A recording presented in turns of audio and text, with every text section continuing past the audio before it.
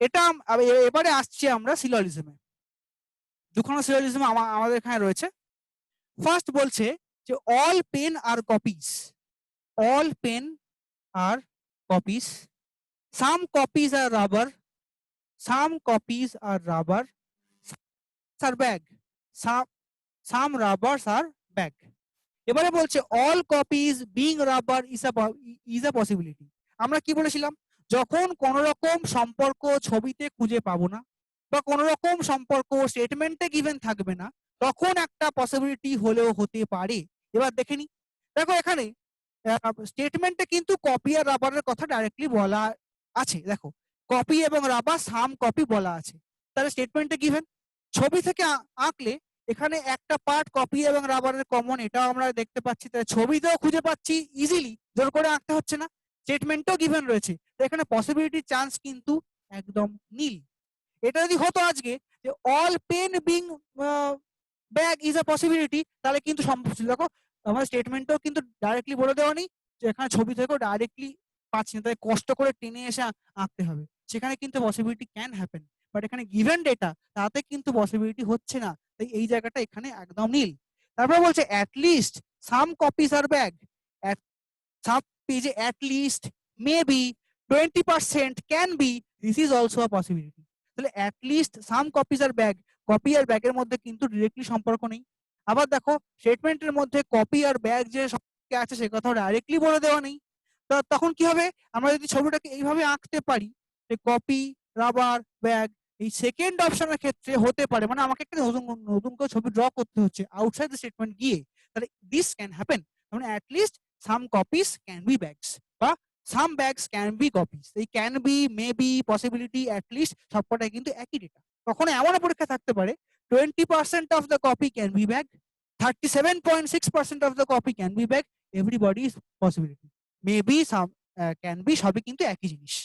ওকে, পরেরটা আমাকে বলছে দেখো all moons are stars, all moons are stars, no star is sun, no sun is planet. মানে as per given data আমার এই ছবি তৈরি হলো। এবারে কি আসছে, নো সান। এবার আমরা এখানে বলেছিলাম যে বাবার সঙ্গে যদি সম্পর্ক খারাপ হয়, মানে আকবরের সঙ্গে আজকে রাজপুতদের সম্পর্ক খারাপ ছিল, তার মানে অবশ্যম্ভাবী হবে জাহাঙ্গীরের সঙ্গেও সেই রাজপুত রাজাদের সম্পর্ক খারাপ হতেই হতো, যদি না সে পরবর্তীকালে বন্ধুর হাত হাত বাড়ে, ইতিহাস তাই বলে। তারপরে এখানে স্টার হচ্ছে মুনের বাবা, এই জায়গায় অল মুন আর স্টার্স, তার মানে হচ্ছে স্টারের সঙ্গে যখন সানের কোনো সম্পর্ক নেই, তার ভেতরে যে মুন পার্ট সেটা তো পার্ট অফ দি স্টার, তার সঙ্গে সানের কোনো সম্পর্ক থাকতেই পারে না। No moon is sun is just true. ঠিক আছে, all star being moon is a possible. এবার দেখো স্টার এবং মুনের মধ্যে সম্পর্ক। এবার ছবিতে আমরা এখানে আমরা জানি যে অল মুন আর স্টার্স মানে যখন ভেতর থেকে বাইরের দিকে যাব অল এবং সাম সম্ভব, কিন্তু বাইরে থেকে ভেতর দিকে শুধু সাম হবে। মানে all star is moon can not be happen, কিন্তু some star is moon is true, কারণ স্টারের মধ্যে 10% জায়গা জুড়ে মুন রয়েছে। তাই যখন ছবি থেকে প্রুফ হয়ে যাচ্ছে যে সাম স্টার ক্যান বি মুন, তাহলে এই জায়গাটা কোনো পসিবিলিটি আসে না। আমরা এখানে ছবি থেকে প্রুফ করে ফেলতে পারছি, ইভেন ডেটাও গিভেন আছে। দুটো যখন গিভেন, কোন রকম পসিবিলিটি হওয়ার কোনো সম্ভাবনা নেই। তারপরে বলছে all planet being moon is a possibility, moon এখানে প্ল্যানেট এখানে, তাহলে এদের মধ্যে সম্পর্ক থাকলেও থাকতে পারে।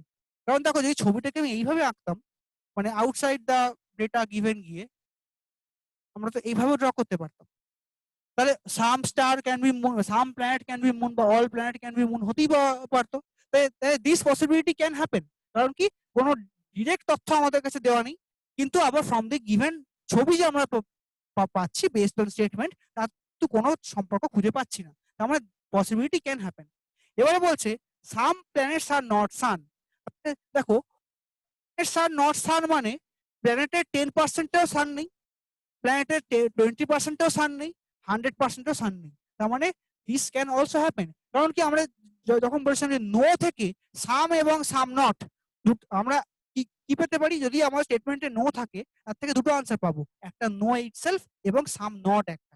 আবার যখন ইয়েস থাকবে না অল থাকবে, তার থেকেও কিন্তু আমরা দুটো পাবো, একটা হচ্ছে অল ইটসেলফ, একটা হচ্ছে শুধু সাম একটা।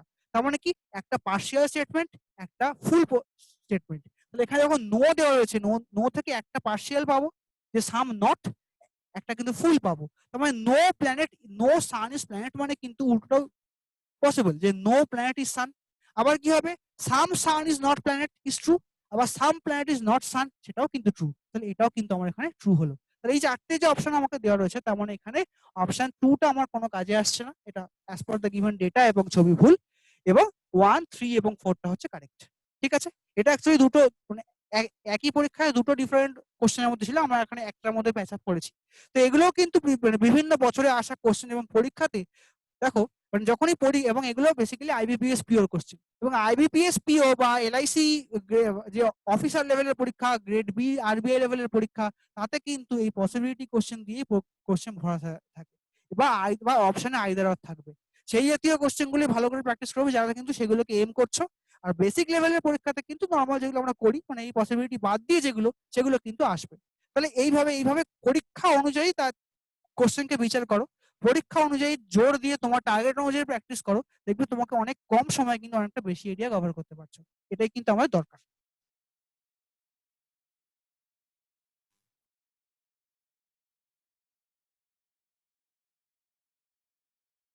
আচ্ছা,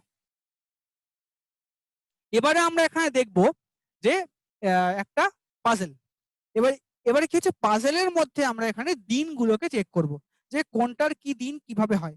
এবার এই জায়গাটাতে কিন্তু একটা কথা মাথায় রাখতে হবে, এগুলোকে আমরা বলবো 2 ডাইমেনশনাল পাজেল। মানে এখানে দেখো একটাতে ডেট রয়েছে, একটার মধ্যে কিন্তু সাবজেক্ট রয়েছে। তাহলে আমার এখানে আমি এখানে দিনগুলোকে শুরু করি। যে বলছে দেখো যে এরকম অনেকগুলো টপিক রয়েছে, তারপর বলছে 6 days অফ দ্য উইক, তার মানে 6টা দিন রয়েছে। এবার with a holiday or Sunday, তার মানে সানডেতে কোনো পরীক্ষা হবে না, তার মানে কি সোম থেকে শনি, এইটুকু আমাকে ডিল করতে হবে। No day has more than 2 paper, তার মানে একসঙ্গে দুটো পেপারের বেশি হতে পারবে না, একটা হতে পারে কিন্তু তিনটে হওয়া সম্ভব নয়। আবার বলছে exam began with Wednesday with Hindi, তার মানে আমার উইকটাকে কিন্তু মন্ডে থেকে শুরু করলে চলবে না, উইকটাকে আমাকে ওয়েডনেসডে থেকে শুরু করতে হবে। তার মানে প্রথমে আসবে ওয়েডনেসডে, তারপরে আসবে থার্সডে, তারপরে আসবে ফ্রাইডে, তারপরে স্যাটারডে, তারপর সানডে কিন্তু আর আসছে না। সানডে যখনই আসবে না তারপরে আবার একটা মন্ডে আসবে, তারপর টিউসডেতে গিয়ে ফিনিশ হবে। ঠিক আছে, এই হচ্ছে আমার এখানে গিভেন উইকটা, এইটা আমি পেয়ে গেলাম। এবারে আমাকে এখানে কি কি বলছে, যে ওয়েডনেসডেতে আমার এখানে হিন্দি আসছে, তাহলে এই পার্টটা পেয়ে গেলাম, এটা আমার done. English is accompanied by some other subject but not on Thursday, তার মানে এখানে কি হচ্ছে, ইংলিশটা ফ্রাইডেতে হতে পারে, স্যাটারডেতে হতে পারে, মন্ডেতে হতে পারে এবং টিউসডেতেও হতে পারে। আচ্ছা, কিন্তু ওয়েডনেসডেতে হতে পারবে না, কারণ সাম আদার সাবজেক্ট পড়া যাচ্ছে এখানে, হিন্দিটা কিন্তু হিন্দিকে বাদ দিয়ে অন্য অন্য যে কোনো সাবজেক্টের সঙ্গে হতে পারে। এইটুকু পেয়ে গেলাম, কিন্তু কোথায় পাবো আমি কিন্তু বুঝতে পারছি না, তাই এটাকে বাদ দিচ্ছি। Geo and science are on same day immediately after holiday, তাহলে হলিডে কোন দিন ছিল, সানডে ওয়াজ দ্য হলিডে, তার ইমিডিয়েটলি আফটার বলতে মন্ডে হচ্ছে, তার মানে এই দিনটাতে জিওগ্রাফি এবং সায়েন্স, তাহলে আমার মন্ডেটা বন্ধ হয়ে গেল, শেষ।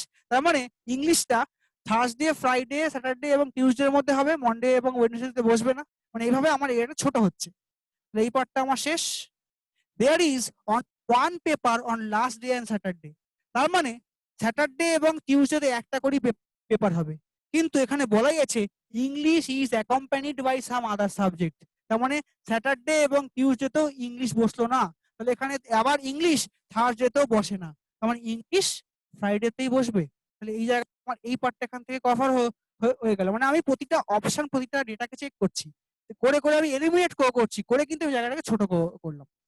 আচ্ছা, এবারে বলছে তাহলে এই তোমার done, there is only one paper on last day and Saturday, math is immediately followed by economics which is immediately followed by art, এখান থেকে প্রপারলি বোঝা যাচ্ছে না, আমি একটুখানি সিপ করি। সংস্কৃত ইজ অন স্যাটারডে হচ্ছে, তার মানে এবার এটা ছাড়া কিন্তু স্যাটারডে আর কিচ্ছু হবে না, তার মানে এই জায়গাটাতে আমি কি করলাম, মন্ডেতেও কিছু পুট করতে পারছি না, ওয়েডনেসডেতেও কিছু পুট করতে পারছি না, তাহলে এবার এখানটায় দেখি যে math is followed by economics, math is followed by economics which is followed by art, আমরা এইভাবে তো বলতেই পারি, math is followed by economics which is followed by the art. Economics is not on the same day as GA, তাহলে economics আর GA same ডেতে হচ্ছে না, তার মানে কি হচ্ছে, আমরা টিউসডেতে জিএ কে পুট করলাম এবং টিউসডেতে কি হবে, লোন ডে, মানে একটা ছাড়া অন্য কোনো টপিক এখানে বসে না। তাহলে কি সাবজেক্ট বাকি রইলো একবার চেক করি। হিস্ট্রি হয়ে গেছে, ম্যাথামেটিক্স হয়ে গেছে, এখানে জিওগ্রাফি ডান, এখানে হচ্ছে সংস্কৃত ডান, ইংলিশ ডান, এই সরি হিন্দি হয়ে গেছে, সায়েন্স হয়ে গেছে, ইকোনমিক্স হয়ে গেছে, আর্ট হয়ে গেছে, জিও হয়ে গেছে। তাহলে বাকি আছে কি, একমাত্র হিন্দি। তার মানে এখানে ইকোনমিক্স আর হিন্দিটাই পুট হবে, এই সরি মানে হিস্ট্রিটা পুট হবে। তার মানে এখানে আমার কি কি হলো, আমি আরেকবার এই জায়গায় ক্লিয়ার করি। আমাকে বলছে যে 6টা দিন রয়েছে, একটা আছে, তার মানে কি সানডেতে কোনো রকম ক্লাস হয় না, ভালো কথা। No day has more than 2 paper, তার মানে কোনো দিন একটা করে পেপার হতে পারে কিন্তু 3টে করে পেপার হবে না, এটা আমার এখানে বলা রইলো। এক্সাম বিগেন উইথ ওয়েডনেসডে, তাহলে কি হচ্ছে, ওয়েডনেসডে, থার্সডে, ফ্রাইডে, স্যাটারডে, এই সানডে ধরেই নি, সানডেটাকে যদি বাদ দিই তাহলে হবে মন্ডে, এবং শেষ হচ্ছে গিয়ে কবে, টিউসডেতে। হলো, এবারে বলছে প্রথম দিনে শুরু হচ্ছে কি দিয়ে, হিন্দি দিয়ে। তারপরে কি বলছে, তো এই পার্টটা আমার done. English is accompanied by some other subject but not on Thursday, তার মানে ইংলিশটা ফ্রাইডে, স্যাটারডে, মন্ডে, টিউসডেতে বসতে পারে, থার্সডেতে বসবে না। Geo and science are on same day immediately after holiday, তাহলে এখানে হলিডে কোন দিন, সানডেতে, তার ঠিক পরেই আছে মন্ডে, তার মানে জিও এবং সায়েন্স এখানে বসে গেল। তাহলে আমার কি কি হলো, এখানে এখানে হিন্দি কমপ্লিট, জিও কমপ্লিট, আর এখানে সায়েন্স কমপ্লিট হলো। There is only one paper on last day and Saturday, তার মানে স্যাটারডে এবং টিউসডেতে একটাই করে পেপার বসবে। কিন্তু এখানে বলা আছে দেখো, English is accompanied by other subject, তার মানে স্যাটারডে এবং টিউসডেতে ইংলিশ বসতে পারছে না।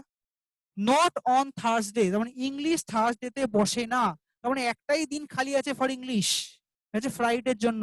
তাহলে আমার এখান থেকে ইংলিশটাও ওভার হয়ে গেল। এবারে বলছে আচ্ছা, এটা আমার ডান, যে শনিবারে এবং লাস্ট দিনে একটাই করে paper. Math is immediately followed by economics which is immediately followed by art. এবার কোথায় বসবে প্রপারলি ক্লিয়ার নয়, তাই দেখে নিয়ে একটু এগিয়ে যাই। Sanskrit is on Saturday, Sanskrit is on Saturday, এটাও ডান। এবারে বলছে economics is on the not same day as GA. আচ্ছা, এবার দেখে নি, যদি আমি এখানটায় ম্যাথ বলি, ইজ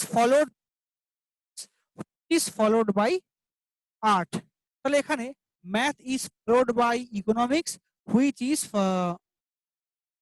ফলোড বাই আর্ট, তাহলে এই পার্টটা আমার এখান থেকে ডান।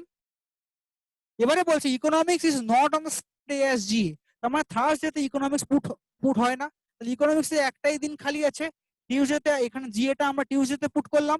তাহলে এবার কি হচ্ছে, এটা হচ্ছে অনলি ওয়ান, এটা হচ্ছে অনলি ওয়ান, এখানে দুটো হবে, এখানে দুটো ডান, এখানেও দুখানা ডান, তাহলে পড়ে আছে কি, একমাত্র পড়ে আছে হিস্ট্রি। তাহলে আমার এইটাও এটা কিন্তু কভার হয়ে গেল। তাহলে আমার 6 দিন এবং পরীক্ষাগুলো কিন্তু আমি এভাবেই করলাম, যে ওয়েডনেসডেতে আমার এখানে হিন্দি এবং ম্যাথ করছি, থার্সডেতে আমি এখানে ইকোনমিক্স এবং হিস্ট্রি করছি, ফ্রাইডেতে হচ্ছে এখানে ইংলিশ এবং আর্ট করছি, স্যাটারডেতে বলা আছে সংস্কৃত কিন্তু only one topic, Sunday is a holiday, মন্ডেতে করছি কি আফটার হলিডে জিওগ্রাফি এবং সায়েন্স, এবং লাস্ট ডেতে টিউসডেতে করছি কি জিএ। তাহলে এইভাবে কিন্তু আমার এখানে অঙ্কটাকে সলভ হয়ে গেল, এবং এখান থেকে 5টা হোক, 7টা হোক, 3টে হোক, আমি এখান থেকে কিন্তু আরামসে সলভ করতে পারবো। ওকে, তাহলে এই হচ্ছে আমার লজিক গুলো। টু ডাইমেনশন মেথডের অঙ্কগুলো কিন্তু এভাবেই সলভ করতে হয়, এবং এই দিন জাতীয় অঙ্কগুলো কিন্তু পরীক্ষায় রেগুলারলি আসে, কখনো দিন দিয়ে আসবে, কখনো হতে পারে 7 তলা বাড়ি আছে, এক একটা তলা এক একজন থাকে, বলবে বি 7 নম্বর তলায় থাকেন, কিন্তু সি কোনো জোর সংখ্যায় থাকেন না, আবার ডি হচ্ছে একদম তলায় যিনি আছেন তার থেকে 3টে তলায় আছেন, কিন্তু তিনি আবার কোনো বিজোড় সংখ্যায় থাকবেন না। এরকম ভাবে একটা করে করে তোমাকে লজিক দেওয়া থাকবে, সেগুলোকে বেস করে কিন্তু আনসার করতে হবে। এগুলো কি হয়, প্রতিটা লাইন পড়ো, যে লাইনে পারছো না ফেলে দিয়ে এগিয়ে যাও, পরের লাইন তোমাকে ফিরিয়ে আনবে, এবং একটা লাইনে স্টাক হয়ে গেলে কিন্তু অঙ্ক ফিনিশড। কারণ কি, প্রতিটা লাইন একটার সঙ্গে সম্পর্কযুক্ত, কোনো না কোনো অন্য লাইন থেকে তোমার আনসার বেরিয়েই আসবে, এই নিয়ে কিন্তু চিন্তা করার কিচ্ছু নেই। ওকে, আচ্ছা, এবারে আসছি আমরা সিটিং অ্যারেঞ্জমেন্টে। এতক্ষণ পাজল করলাম, এবারে একটা সিটিং অ্যারেঞ্জমেন্ট করি। বলছে 6 বয়েজ B1 থেকে B6 এবং 6 গার্লস G1 থেকে G6 are standing in a rows in a way each girl faces a boy who is facing south. তার মানে ছেলেরা আছে সাউথ ফেস করে, মেয়েরা আছে নর্থ ফেস করে। এইটা আমার এখান থেকে ক্লিয়ার হলো। তাই 6টা ছেলে এবং 6টা মেয়ে, প্রত্যেকটা ছেলে এক একটা মেয়ের মুখোমুখি আছে। এবার যে সাউথ ফেস করবে তার ক্ষেত্রে লেফট হ্যান্ড সাইড হবে এটা, রাইট হ্যান্ড সাইড হবে এটা। আবার যে নর্থ ফেস করবে তার ক্ষেত্রে লেফট হ্যান্ড সাইড এটা, রাইট হ্যান্ড সাইড এটা। তাহলে কিন্তু আমাদের হিসেব করতে সুবিধা হয়। এবারে বলছে দেখো, G1 is immediately right after the girl who is facing B5, কমা দিয়ে the boy at extreme right। তার মানে B5 হচ্ছে সেই ছেলে যে একদম এক্সট্রিম রাইটে বসছে। তাহলে এতটা কথা পড়ে গিয়ে আমরা এইটুকু বার করতে পারলাম যে B5 is the extreme right। তাহলে এদিকে হচ্ছে B5।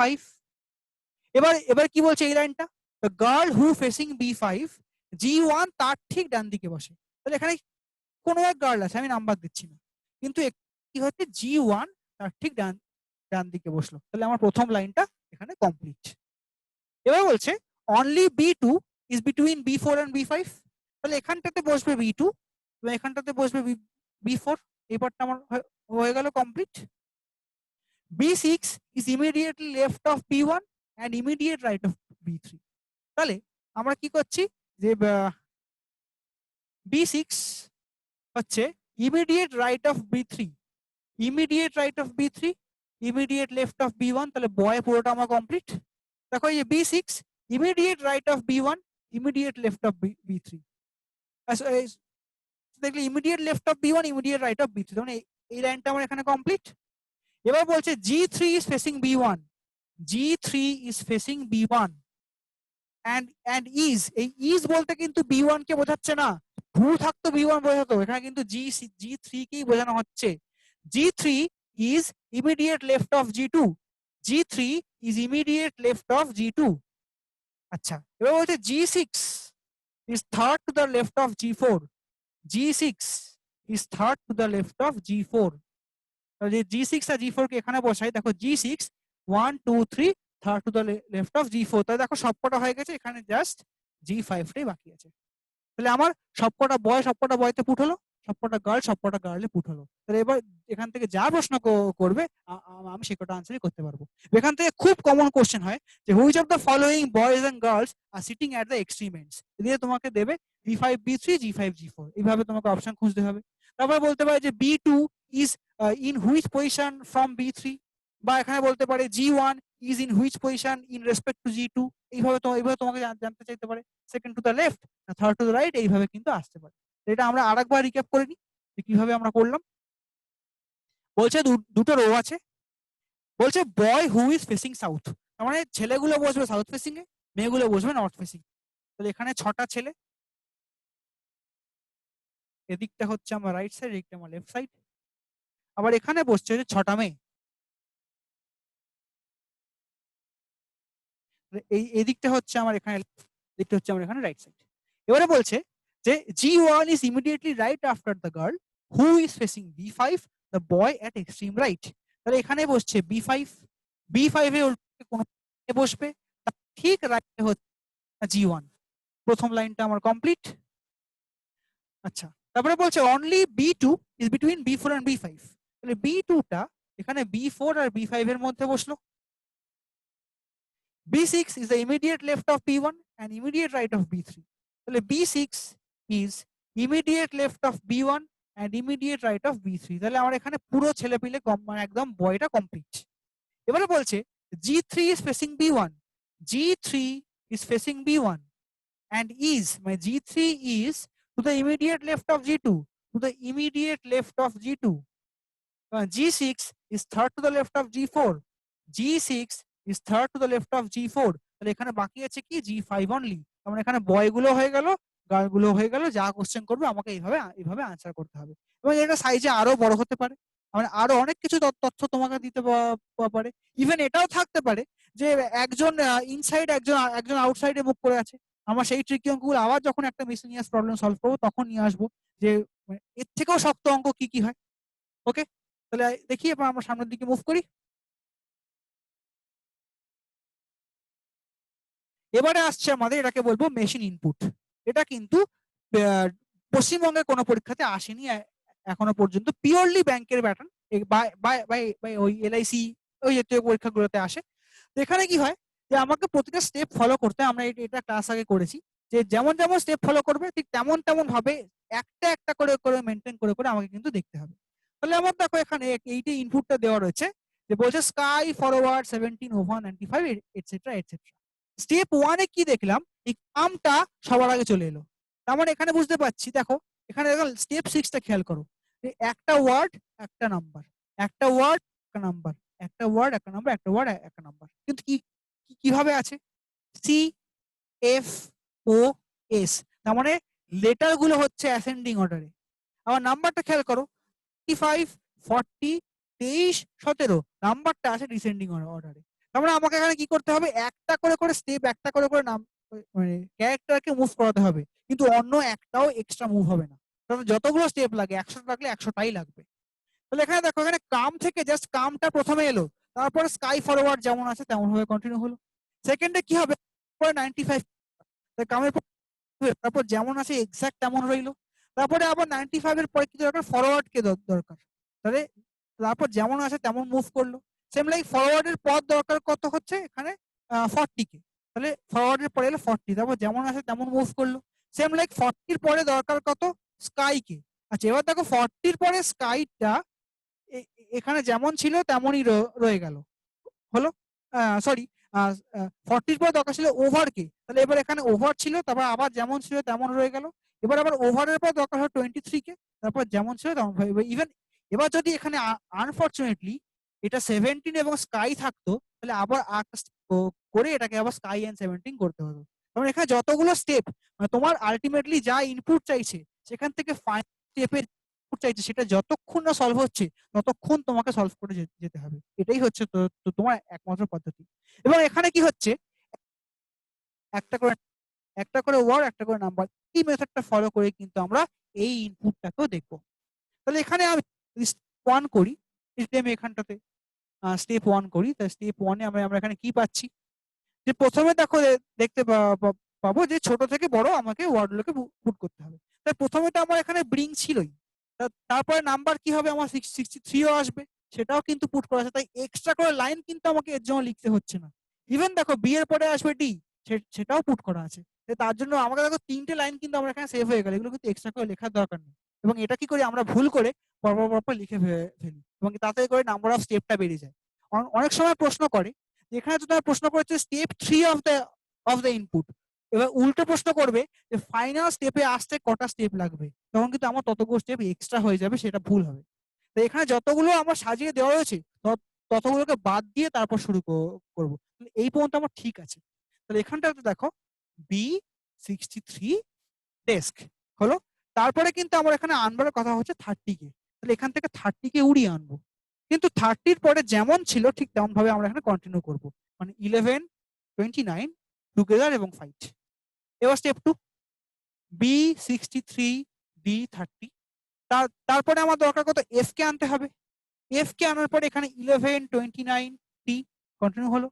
3 নম্বর স্টেপ বলছে B63 D30, এফ এর পরে আসবে কত 29, তারপরে 11 এবং টি কন্টিনিউ হচ্ছে। স্টেপ 4, B63 D30 এফ 27, এখানে কিন্তু তোমার ফিনিশড। এবার দেখো আমাকে এখান থেকে দুরকম কোশ্চেন করতে পারে, যে ফাইনাল আউটপুটে যেতে কটা স্টেপ লাগবে, উত্তর কিন্তু 4টে। কিন্তু যদি আমরা ব্রিং 63 আর ডেস্কের জন্য 3টে এক্সট্রা স্টেপ করতাম, উত্তর কিন্তু 7টা হতো, এবং আনফরচুনেটলি অপশনে 7ও থাকতো। এটা কিন্তু খুব ফ্যাটাল জায়গা। তাই যতক্ষণ তোমাকে ডেটা গিভেন আছে সেগুলোকে তুমি ইউজ করো, কারণ সেগুলো তোমার লিভারেজ। কিন্তু তাতে করে কিন্তু স্টেপটা তোমার কম হচ্ছে। এমন অনেক অঙ্ক যায় 18-19 খানা স্টেপ হতে পারে, তো ওগুলো পরীক্ষায় দেয় না, তোমাকে সেখানে জানতেই চায় যে থার্ড কিংবা ফোর্থে কত হবে। এখানে তোমার যা চেয়েছে থার্ডে গিয়ে থেমে যাও। এবং এটা সমস্যা কি, ইনপুট দেবে একটা, এবার তবে যখন কোশ্চেন দেবে 5টা 5 রকম ইনপুট, মানে বারবার একই জিনিস করতে হবে, এবং এই কোশ্চেন সবচেয়ে বেশি টাইম খায়। কিন্তু কি একবার এটা বুঝে ফেলতে পারলে এর থেকে সহজ কোশ্চেন আর কিছু নেই। কোনো লজিক নেই এর মধ্যে, শুধু দেখে সলভ করো, আর কিন্তু কিছু নেই, রাইট। তারপর এখানে থার্ড স্টেপ, এখানে কি আছে, থার্ড স্টেপটা আমার এখানে কি আসবে, ওই ব্রিং আসবে, তারপর 63 আসবে, তারপর ডেস্ক আসবে, তারপরে 30 আসবে, তারপরে ফাইট আসবে, তারপর 29, 11 এবং টুগেদার আসবে। তাহলে এইটা হচ্ছে আমার গিয়ে এখানকার থার্ড স্টেপ। এটাই কিন্তু আমার এখানে জানতে চাওয়া হয়েছিল। তাহলে আমরা এই মেশিন ইনপুটটা আশা করি বুঝতে পারলাম। এখন এটা কি হচ্ছে, এখনো পর্যন্ত আইবিপিএস বা আমাদের ওই এলআইসি বা আরবিআই ইত্যাদি পরীক্ষার জন্য রয়েছে। তো এটা যদিও এখনো পর্যন্ত এসসি সিজিএল এ আসে না, এলেও ওই এক দু লাইনে, মানে হয়তো হাফ হাফ আসে, এত বড় প্রশ্ন ওখানে তোমার করবে না। আচ্ছা, আমরা এবার আজকে লাস্ট অঙ্কটা দেখব। তাতে আমরা কি করব, এতক্ষণ করছিলাম 2D পাজেল, এবারে করব হচ্ছে 3D পাজেল। 4D পাজেলও আছে, সেগুলো আমরা করেছি আমাদের ক্লাসে, আরো প্র্যাকটিস করব আমরা ভবিষ্যতে। তো আপাতত আজকে একটা 3D পাজেল দিয়ে এখানে আজকে আমরা এটাকে ফিনিশ করছি। তো এই 3D পাজেলটা আমাদের এখানে দেখতে হবে। আচ্ছা, এবার এখানে একটা বড় যেটা আছে, এখানে কি হয়, প্রতিটা লাইনকে পড়ে পড়ে সলভ করতে হবে। এবং যখনই দেখবে যে আমাদের এইটা পড়তে হচ্ছে, আমরা বারবার বলেছি দুখানা ছবি ড্র করতে হবে। কোনো এক জায়গায় গিয়ে ছবিটা আমার ভুল প্রমাণ হবে, তারপরে কিন্তু আমি সেটাকে সলভ করতে পারবো। তাহলে বলছে এই এতগুলো লোক দেওয়া আছে, এতগুলো দেখার দরকার নেই, বলছে 8%। 8% মানে আমার ছবিটা কিভাবে হবে, এখানে একটা নিলাম, আবার আমি এখানে একটা ছবি ড্র করলাম, যে কোনো একটা আমার এখানে কাজ করবে। ওকে, এবারে বলছে দেখো M is third to the left of O. Okay, যদি কিছু বলে দেওয়া না থাকে সবসময় ধরে নিতে হবে ফেসিং সেন্টার, কিন্তু এখানে লাকি সেন্টার শব্দটা বলে দেওয়া আছে। ঠিক আছে, আচ্ছা, তাহলে এখানে বলছে কি, আমরা আমরা সবাই জানি যে এরকম মাঝে সেন্টার পয়েন্টটাকে একদম আমরা একটা ভর কেন্দ্র করবো এবং তাকে বেস করে পুরোটাকে সলভ করব। M is third to the left of O, যদি আমি ও কে এখানে পুট করি, তাহলে এর থেকে থার্ড টু দ্য লেফট 1 2 3 এখানে এখানে পুট হবে। এই ছবিটা তো ও এখানে হবে, তো এম এখানে পুট হবে। এরপরটা আমার ডান। এবারে বলছে doctor is immediate right of M. আচ্ছা, ডক্টর ইজ ইমিডিয়েট, এম যদি ভেতর দিকে মুখ করে থাকে, ইমিডিয়েট রাইট হচ্ছে এটা, কারণ এখানে হচ্ছে ডক্টর, সেই ছবি অনুযায়ী এখানে হচ্ছে ডক্টর।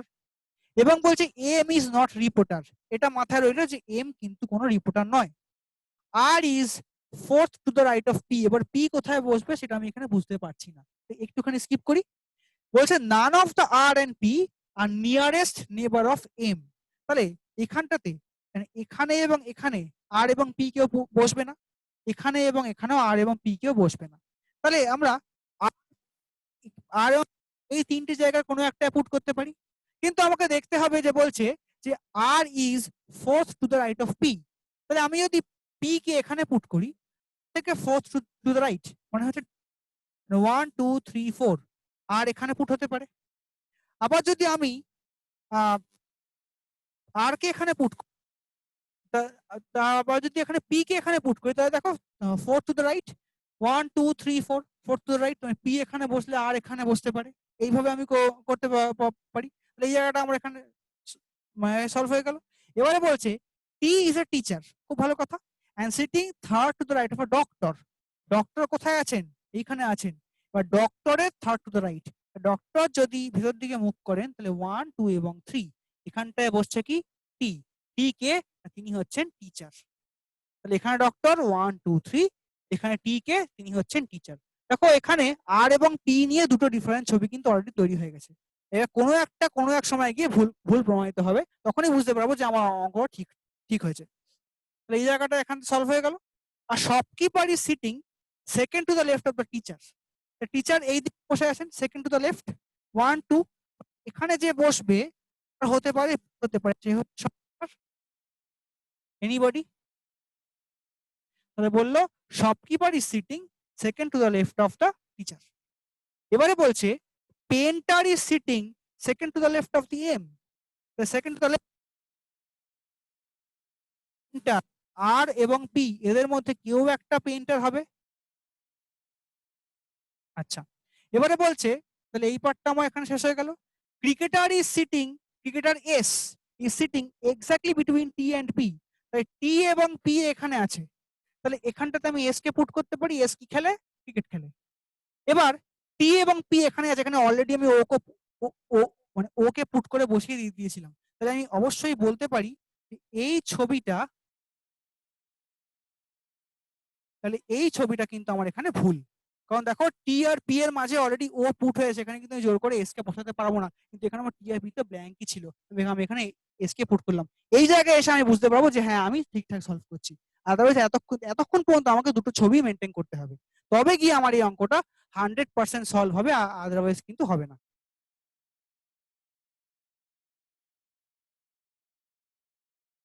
আচ্ছা, তাহলে এখানটা আমার সলভ হলো। Cricketer S is sitting exactly between T and P. এবার বলছে accountant is sitting second to the right of a cricketer. তাহলে ক্রিকেটার কোন দিকে? এই যে এস, এবার সেকেন্ড টু দ্য রাইট মানে 1 2, এখানে যিনি বসছেন তিনি হচ্ছেন accountant. N is third to the left of T, N is third to the left of T, তাহলে 1 2 3, এখানটা এন, এন হচ্ছেন ডক্টর। এবারে কি বলা হয়েছে, এবার দুটো লোক খালি পড়ে আছে, তাদের অকুপেশন আমায় খুঁজতে হবে। তো এখানে আমি কি কি পেয়ে গেছি, ডক্টর পেয়ে গেছি, ক্রিকেটার পেয়ে গেছি, টিচার পেয়ে গেলাম, এখানে অ্যাকাউন্টেন্টও পেয়ে গেছি, শপকিপার পেলাম, পেন্টার পেলাম। আচ্ছা, কিন্তু এবারে কি হচ্ছে দেখো, এবার এখানে বাকি পড়ে আছে কি, এম এন আর ও টি টি সবাই ডান, শুধু পড়ে আছে এল পড়েছিল, দেখো এলটা কিন্তু এখানে ব্ল্যাঙ্ক ছিল, মানে কে কোথায় বসলো এই পার্টটা ক্লিয়ার।